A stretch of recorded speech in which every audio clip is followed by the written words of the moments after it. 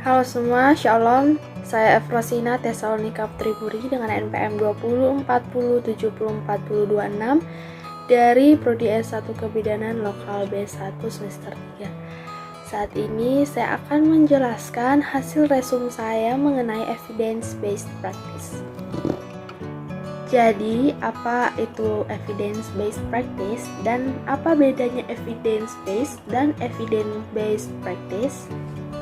Oke, jadi evidence-based itu adalah bukti ilmiah.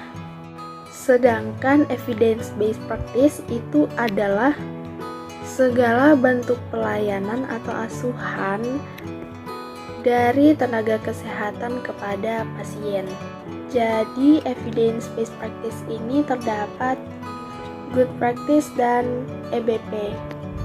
Jadi good practice ini atau biasa yang disebut dengan pelayanan yang baik atau yang berkualitas adalah pelayanan yang dilakukan dengan menghasilkan pelayanan yang bekerja dengan baik, dapat menghasilkan hasil yang positif.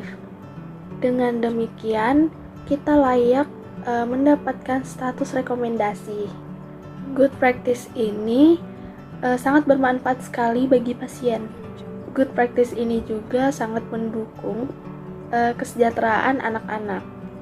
Good practice ini juga dapat dibenarkan, dapat dievaluasi, sangat efektif dan sangat efisien. Jadi good practice ini juga berorientasi pada hasil. Good practice ini berlaku dan dapat dipindah tangankan. Jadi selanjutnya bagaimana dengan perbedaan good practice dan EBP? Dalam good practice ini bertujuan untuk mendapatkan pada klien yang maksimal. Jika mendapatkan informasi yang maksimal pada klien kita, segala bentuk asuhan itu akan terbukti secara efektif dan juga secara ilmiah. Bentuk ilmiah yang oke itu bisa kita lihat dari segi penelitiannya, apakah kompeten atau tidak. Selanjutnya kita lihat juga dengan metodenya, apakah metodenya ini baik atau tidak. Selanjutnya bagaimana dengan manfaat EBP ini? Jadi manfaatnya itu yang pertama menjadi jembatan atau antara penelitian dan praktik. Yang kedua itu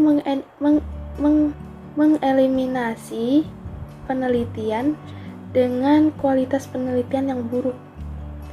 Yang ketiga mencegah terjadinya informasi yang overload terkait hasil penelitian. Dan yang terakhir mengeliminasi budaya practice which is not evidence-based. Selanjutnya bagaimana dengan syarat-syarat penggunaan EBP ini? Jadi syaratnya yang pertama adalah berkompeten dalam ilmu dan pengetahuan.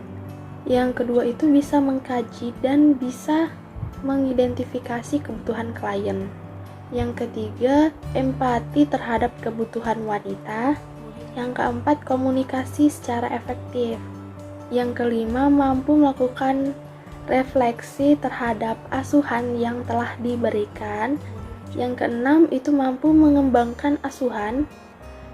Yang ketujuh, itu terbuka, bertanya dan mampu menjawab pertanyaan. Yang kedelapan, berprinsip belajar seumur hidup.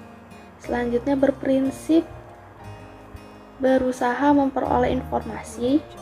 Selanjutnya sadar terhadap penelitian. Selanjutnya 7 langkah EBP. Yang pertama, bangkit semangat EBP atau mengkaji kembali.